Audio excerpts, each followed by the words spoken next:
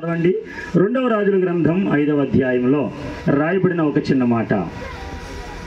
2వ రాజుల గ్రంథం 5వ అధ్యాయము 2వ వచన భాగం నుంచి కొన్ని వచనాలు. సిరియనులు గుంపులు గుంపులుగా బయలుదేరి ఇశ్రాయేలు దేశం మీదకి పోయి ఉండిరి.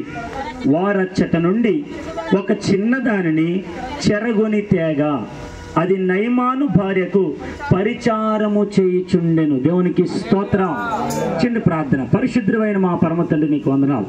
కొద్ది నిమిషాలు నాతో మాతో అందరితో సూటిగా దాటికి మాట్లాడి నా ముందు మాట్లాడిన ప్రతి మాటను బట్టి నీకు స్తోత్రాలు చెల్లిస్తూ యేసుక్రీస్తు నామములో అడుగుచున్నా మా పరమ తండ్రి, ఆమేన్. దేవునికి స్తోత్రం. గమనించండి, ఇక్కడ ఒక అధికారి ఉన్నాడు. ఆయన పేరు నయమాను. ఇతడు ఇశ్రాయేలు దేశం మీదకి యుద్ధానికి పోయాడు. వెళ్ళిన తర్వాత గమనించవలసిన ఒక సంగతి ఏంటంటే, ఇశ్రాయేలు యొక్క దేశం మీద పోయినటువంటి సిరియనులందరూ కూడా గుంపులు గుంపులుగా వెళ్ళారు. కానీ ఇశ్రాయేల్ దేశం నుంచి ఏం తీసుకొచ్చారా అని అడిగితే ఒక చిన్న దానిని తీసుకొచ్చారు. దేవునికి స్తోత్రం. గమనించండి, ఇశ్రాయేల్ దేశం మీదకి పోయిన తర్వాత ఏం తీసుకురావాలి? బంగారమో డబ్బో లేదంటే ఆస్తో ఏదో ఒకటి చెరగొని తీసుకురావాలి. కానీ వారు తీసుకొచ్చినటువంటి ఎవరిని అడిగితే ఇశ్రాయేల్ దేశంలో ఉండేటప్పుడు ఒక చిన్నదాన్ని. మీరు అడగచ్చు, అయ్యా ఇశ్రాయేల్ దేశంలో పెద్దవాళ్ళు ఎవరు లేరా? లేదంటే ఇశ్రాయేల్ దేశంలో సంపద కలిగినటువంటి వారు ఎవరు లేరా? ఇశ్రాయేల్ దేశంలో లేదంటే పేరు ప్రఖ్యాతులు కలిగినటువంటి వారు ఎవరు లేరంటే ఎంతో మంది ఉండొచ్చేమో, కానీ వారు మాత్రం చిన్నదాన్ని ఇంటికి తీసుకుని వచ్చారు. దేవునికి స్తోత్రం. ఇక్కడ గమనించండి, భార్య క్రొత్త నిబంధనలో దేనికి సాదృశ్యంగా ఉందంటే సంఘానికి సాదృశ్యంగా, స్త్రీ సంఘానికి సాదృశ్యంగా ఉంది. దేవునికి స్తోత్రం. ఇప్పుడు ఇశ్రాయేల్ దేశంలో నుంచి తీసుకొచ్చినటువంటి చిన్నది ఎప్పుడైతే నయమాను గారి ఇంట్లో పెరుగుతూ ఉందో, నయమాను గారి ఇంట్లో తీసుకురాబడిందో, ఈ నయమాను గారి ఇంట్లో ఉండేటువంటి ఒక యజమానురాలైనటువంటి ఆ నయమాను గారి యొక్క భార్యకు పరిచారము చేసేదిగా కనబడుతుంది. దేవునికి స్తోత్రం. గట్టిగా హల్లెలూయా. అంటే ఇప్పుడు ఈ చిన్నది అనగా చిన్న వయసులో నుంచి పెద్ద వయసులోనికి వచ్చినటువంటి యవన దశలోనికి వచ్చినటువంటి ఈ చిన్నది ఇప్పుడు సంఘానికి పరిచారం చేసే చిన్నదిగా ఉండును గాక. గట్టిగా హల్లెలూయా. ఈ రోజున చాలా మంది యవనస్తులు చిన్నతనంలో సండే స్కూల్ చాలా చక్కగా ఎదుగుతారు. అటు పాటల్లో, ప్రార్థనలో, విధేయతలో, నమ్మకంలో, ప్రతి విషయంలో తల్లిదండ్రులకు లేదంటే సంఘానికి, సమాజానికి మంచి పేరు తెచ్చే బిడ్డలుగా చిన్నపిల్లలు ఉంటారు. కొంచెం వయసు మళ్ళిన తర్వాత, వయసు వచ్చిన తర్వాత అన్నీ నాకే తెలుసు అనుకుని చాలా మంది. దేవునికి స్తోత్రం. గట్టి హల్లెలూయా.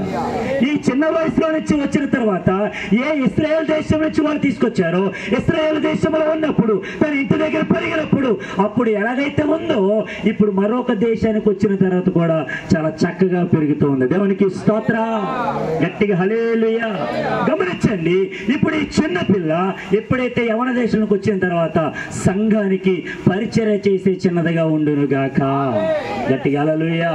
నేను అంటాను, అప్పుడు చిన్నతనంలో ఎలాగైతే ఉందో ఇప్పుడు కూడా అదే స్థితిలో ఆమె ఎరుగునుగాక, ఎదుగునుగాక, చక్కటి ఆరోగ్యాలు కుమార్తెకు ప్రభు అనుగ్రహించునుగాక. అటు తల్లిదండ్రులకు మంచి పేరు తీసుకొచ్చే బిడ్డగా ఉంది.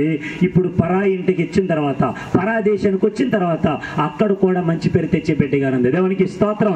ఏంటో మంచి పని చేసిందంటే, నయమాను కుష్ఠరోగాలు ఉంటున్నప్పుడు, నయమాను తన భార్యతో కలిసి ఉండలేనప్పుడు, నయమాను ఒక దేశానికి ఒక న్యాయాధిపతిగా, అధిపతిగా, శతాధిపతిగా ఎదుగుతున్న సందర్భాల్లో భార్య ఇంట్లో ఉంటుంది, భర్త ఏమో బయట అక్కడ ఉంటున్నాడు. ఈ సంగతి గమనించిన చిన్నది, ఒరేయ్ నన్ను ఎంతగానో చెరపట్టి తీసుకుని వచ్చారుగా, నన్ను ఎంతగానో పట్టుకొని తీసుకొచ్చారుగా, నన్ను బందీ గృహాన్ని తీసుకొచ్చారుగా, నా ఇంటి నుంచి నన్ను వేరు చేశారుగా, ఇప్పుడు ఈ కుటుంబం కూడా వేరైపోయింది కదా, మంచిగానే ఉందిలే అని అనుకోలే చిన్నది. దైవ భక్తిలో ఎదిగినటువంటి ఏ పిల్లలైనా సరే కొంతమంది బాగుండాలని కోరుకుంటారు. హల్లెలూయా. రూపాయికి ఎత్తి స్తోత్రాలు చెల్లిద్దాం. హల్లెలూయా. అందుకని మనం ఏ భక్తిలో అనుసరిస్తున్నామో చాలా జాగ్రత్తగా గమనించాలి. హల్లెలూయా. అందుకని యోబు గ్రంథంలో అంటాడు, నీ భక్తి నీకు ధైర్యం పుట్టించదా? నీ భక్తిలో ఎదుగుతున్నప్పుడు ఏ స్థితిలో నుంచి వచ్చావో, ఏ స్థితిలోకి ఎదుగుతున్నావో ఆ స్థితిని జ్ఞాపకం చేసుకో. Just we have to remember our situation where you are coming all the days. మనం ఎన్ని రోజుల నుంచి ఎదుగుతున్నాము, మన స్థితి ఏంటో, ఇప్పుడున్న స్థితి ఏంటో, రేపు రాబోయే స్థితి ఏంటో, ప్రతి స్థితిగతులను ఎరిగిన నా దేవుడు ఇదిగో ఇశ్రాయేలు చిన్నది చెరపట్టుకుని తీసుకురాబడిందేమో కానీ తన స్థితిని మాత్రం మర్చిపోవాలా. హల్లెలూయా. తన దేవుని మాత్రం మర్చిపోవాలా. హల్లెలూయా. తన కుటుంబం కుటుంబాన్ని మాత్రం మర్చిపోవాలి. దేవునికి స్తోత్రం. తన భక్తిని మాత్రం విడిచిపెట్టాలి. ఆమె అటువంటి భక్తిలో ఈ పాప ఎదుగును గాక. గట్టిగా హల్లెలూయా, గట్టిగా హల్లెలూయా. ఒకటి సంఘానికి పరిచర్య చేసే బిడ్డగా ఈ చిన్న బిడ్డ ఉండును గాక. మరొక చిన్నదాన్ని జ్ఞాపం చేసి ముగిస్తాను. చదవండి అపోస్తలుల కార్యాల గ్రంథం 12వ అధ్యాయంలో కనబడుతున్నటువంటి రోదే అని చిన్న చదవడం మాట. అపోస్తలుల కార్యాల గ్రంథం 12వ అధ్యాయము స్తోత్రం 10వ వచన భాగం.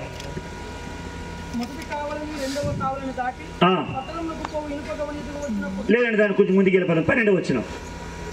ఇట్లా ఆలోచించుకొని అతడు మారు పేరు గల యోహాను తల్లి అయిన మరియ ఇంటికి వచ్చిన అక్కడ అనేకులు కూడి ప్రార్థన చేయుచుండరి. అతడు తలవాకటి తలుపు తట్టుచుండగా రోదే అని చిన్నది ఏం చేస్తుందంట? గట్టిగా చెప్పాలి. ఏం చేస్తుందంట? ఇక్కడ నన్ను మాట అడిగినామండి. రోదే అని చిన్నది తలుపు శబ్దం వినబడక ముందు ఆమె ఎక్కడుంది? ఆమె ఎక్కడుంది? స్తోత్రాలు, హల్లెలూయా. ఇప్పుడు చదువుకున్నాం కదండి వచ్చిన భాగం. అనేకులు ప్రార్థన అంటే ఇప్పుడు ఆ పాప ఎక్కడుంది? ప్రార్థన ఎదుగుతుంది. చిన్న బిడ్డలకు నేర్పించాల్సిన విషయం ఏంటంటే, అమ్మ పెద్ద దిగిన తర్వాత నువ్వు బాగా చదువుకోవాలి, మంచి పొజిషన్లు రావాలి, అసలు నీ స్థితి చూసి అందరూ ఆశ్చర్యపడాలి, మంచిదే. ఆ ఆశ్చర్యానికి పడడానికి ముందు నీ పిల్లలకు నువ్వేం నేర్పించాలి? ప్రార్థనా జీవితం నేర్పించాలి. దేవునికి స్తోత్రం. ఎవరిలో కూడా ఒక సామెత అన్నారు, తల్లి చేలో మేస్తే అమ్మ ఎవరికి తెలియదమ్మా ఇది. తల్లి చేలో మేస్తే అంటే ఇప్పుడు తల్లిదండ్రులు దేవుళ్ళు ఎదిగితే పిల్లలు, తల్లిదండ్రులు దేవుళ్ళు ఎదగపోతే పిల్లలు ఎదగరు. మీరు అడగచ్చు, మరి అలాగైతే తల్లిదండ్రులు చదువులేదు కదండి, పిల్లలకి ఎలా సెలవు ఒప్పుతుందండి? అది మీ ఇష్టం. మీకున్న స్తోమతను బట్టి, మీరు చదివించే చదువును బట్టి వారు ఎంత ఎత్తుకు ఎదగాలి అది వాళ్ళ ఇష్టం. కానీ దేవుని భక్తిలో వాళ్ళు కూడా ప్రార్థనలు ఎదిగే పిల్లలుగా మీరు పెంచాలి. దేవునికి స్తోత్రం. గట్టిగా హల్లెలూయా. కొంతమంది చిన్న వయసులో చీముడు మొక్కుకుంటారు, కొంచెం పెద్ద తర్వాత చాలా సౌందర్యంగా, చాలా అందంగా, చాలా ఇంకా చెప్పాలంటే చాలా బ్యూటిఫుల్ గా వాళ్ళందరూ చూసి అసలు లోకమే సిగ్గుపడే విధంగా ఉండడానికి దేవునికి స్తోత్రం. కీర్తనకారుడు అంటాడు, మా కుమార్తెలు నగరునికే చెక్కబడినటువంటి మూలకంబాల వల్లే ఉన్నారు. ఇప్పుడు మూలకంబాలుగా ఉండేటువంటి పిల్లలు దేవుని మందిరములో పరిచయం చేసే బిడ్డలుగా ఉండాలి. 2, అది దేవుని మందిరంలో సంఘ కాపరి కోసం, సంఘం కోసం, సమాజం కోసం ప్రార్థించే పిల్లలుగా ఉండాలి. ఆమేన్. గట్టిగా హల్లెలూయా. 2 విషయాలు చెప్పాను. ఒకటి, ఈ చిన్నది సంఘానికి పరిచయం చేసే బిడ్డగా ఉండాలి. 2, ఇప్పుడు రోజు చిన్నది సంఘములో ప్రార్థన చేసేటువంటి వారిలో కలిసి ప్రార్థన చేసేదిగా ఉన్నది. హల్లెలూయా. గట్టిగా హల్లెలూయా. ఇప్పుడు నన్ను మాట్లాడగలవండి, నీ పిల్లలు నీతో పాటు కలిసి ప్రార్థనకు వచ్చిన సందర్భాలు ఎన్నున్నాయి నీతో? అసలు ముందు నువ్వు ప్రార్థనకి వెళ్తున్నావా? సంఘానికి నమ్మకంగా ఉంటున్నావా? సంఘంలో పరిచయం చేస్తున్నావా? సంఘంలో లోబడుతున్నావా? దేవుని మాటకి విధేయత చూపిస్తున్నావా? అసలు దేవుని యొక్క సేవలో నువ్వు ఎలా ఎదుగుతున్నావు? దేవునికి స్తోత్రం. గట్టిగా హల్లెలూయా. ఇప్పుడు ఈ చిన్నది ఆ ప్రార్థన చేసే వారిలో ఉన్నదంటే వాళ్ళ తల్లిదండ్రులు కూడా ఉన్నట్టేనేమోగా. హల్లెలూయా చెప్పండి. హల్లెలూయా. కనుక మాట చెప్పిన వీళ్ళందరూ ప్రార్థనలో ఉన్నారు, వీళ్ళందరూ ప్రార్థన చేస్తున్నారు. ఒక శబ్దం వినబడుతూ ఉంది. ఏంటో శబ్దం అని దగ్గరికి వెళ్ళి ఆ డోర్ తీసేసరికి దేవుని యొక్క సేవకుడు కనబడుతున్నాడు. ఆ దేవుని యొక్క సేవకుడు కనబడడానికి ముందు ఆయన యొక్క స్వరం గుర్తుపట్టింది చిన్నది. దేవునికి స్తోత్రం. గట్టిగా హల్లెలూయా. గట్టిగా హల్లెలూయా. భక్తుడైనటువంటి ఇస్సాకు గుర్తుపట్టలేకపోయాడు కుమారుడైనటువంటి యాకోబుని. దగ్గరికి వచ్చి, ఎవరు నాన్న నువ్వు నా కొడుకువో కాదో ఒకసారి నేను నిన్ను చెక్ చేయాలి నాన్న, ఒకసారి రా నేను హత్తుకుంటాను అని చెప్పి హత్తుకునేసరికి వాళ్ళ పెద్ద కుమారుడు ధరించినటువంటి యాషవు ధరించిన వస్త్రాలు వాసన అయితే, సువాసన అయితే వచ్చిందేమో కానీ స్వరాన్ని మాత్రం గుర్తుపట్టలేదు తండ్రి అయినటువంటి ఇస్సాకు. దేవునికి స్తోత్రం. గట్టిగా హల్లెలూయా. తండ్రి అయినటువంటి ఇస్సాకు గుర్తుపట్టలేకపోయాడము కానీ రోదని చిన్నది సేవకుడు స్వరాన్ని గుర్తుపట్టింది. హల్లెలూయా. నేను అంటాను, ఆ సేవకుడు యేసు ప్రభు అయితే యేసు ప్రభు స్వరాన్ని గుర్తుపట్టే సంఘంగా నువ్వు ఉన్నావా? యేసు ప్రభు నీతో మాట్లాడుతుంటే ఇది నా కోసమే, నా జీవితం కోసమే, నాకున్నటువంటి పరిస్థితిని మార్చడం కోసమే. The lord Jesus Christ want to speak to us. ఆయన నాతో మాట్లాడుతున్నాడని ఎప్పుడైనా గ్రహించావా? నీ స్థితిని మార్చుకున్నావా? నీ బ్రతుకుని మార్చుకున్నావా? 3 విషయాలు చెప్పాను. 1, సంఘంలో పరిచర్య చేసే బిడ్డగా ఈ చిన్న బిడ్డ ఎదుగునుగాక. 2, సంఘంలో ప్రార్థన చేసే గుంపులో ఈ పాప కూడా ప్రార్థన చేసే గుంపులో ఉండునుగాక.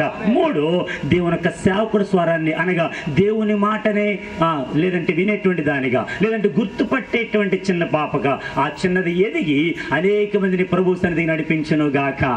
మాట చెప్పమంటారా? ఎప్పుడైతే ఆ శబ్దం వినబడి ఈ చిన్నది పిలుస్తుంది, ఎవరే మన ప్రార్థన దేవుడు ఆలకించాడు. మన దేవునికి ఒక మాట ఉంది, ప్రార్థన ఆలకించువాడా సర్వ శరీరాలు నీ ఎద్దకు వస్తారు. ఇదిగో మనం ఏ సేవకుడి గురించి అయితే ప్రార్థన చేశామో, ఏ సేవకుడి గురించి అయితే మోకాళ్ళు వేసామో, ఏ సేవకుడి గురించి అయితే ఉపవాసం ఉన్నామో, ఆ సేవకుడు వచ్చాడు, మన దేవుడు సేవకుడు పంపించాడు రండి అని ఎప్పుడైతే ఆ పాప చెబుతూ ఉందో, ఆ పాప మాట్లాడుతుందో, ఎవరు కూడా ఆ పాప మాట వెళ్ళలేదు. కానీ ఆ పాపను ఏమన్నా తెలుసా, నువ్వు పిచ్చిదానివి, ఇప్పుడే చిన్న వయసు నుంచి పెద్ద వయసులోకి వచ్చావు, పుష్పతయ్యో నీకు అన్ని తెలిసిందానిలాగా ఆనందలాగా మాట్లాడతావేంటి, ఊరుకో అనరా? దేవునికి ఆమె ఎక్కడ ఉన్నారా? రెండు చేతులు పైకి గట్టిగా హల్లెలూయా హల్లెలూయా. మన ప్రభు ఈ బిడ్డ జీవితం ద్వారా గొప్ప కార్యాలు జరిగించును గాక. అడిగిద్దాం ఆమె. ఆయన ఎప్పుడు ఎవరిని మర్చిపోయే దేవుడు కాదు, మనమైనా మర్చిపోతామేమో. మాట చెప్పమంటారా? మా నాన్నగారు ప్రభునందు నిద్రించిన తర్వాత ఇంచుమించు 2.5 సంవత్సరాలు అయింది. There is no one will come and ask how are you, ఎలా ఉన్నారు బాబు, మీ కుటుంబం ఎలా ఉందని అడిగిన వాళ్ళు లేరు. దేవునికి స్తోత్రం చెప్పండి హల్లెలూయా. కానీ నా దేవుడు మర్చిపోయాడా? నా దేవుడు నన్ను వదిలేసాడా? నా దేవుడు నన్ను కాదనుకున్నాడా? మా నాన్నగారు పెంచిన భక్తి జీవితమే ఈ రోజు నన్ను ఈ స్థాయిలో నిలబెట్టింది. నేను ఎక్కడికి వెళ్ళినా చెప్పగలను. దేవునికి స్తోత్రం. మా నాన్నగారు చేసినటువంటి భక్తి జీవితమే ఈ రోజు నేను ఈ స్థితిలో ఉన్నాను. నా ప్రభు నన్ను ఇంకా కొన్ని స్థలాలకు నడిపించిపోతా ఉన్నాడు. దేవునికి స్తోత్రం గట్టిగా హల్లెలూయా.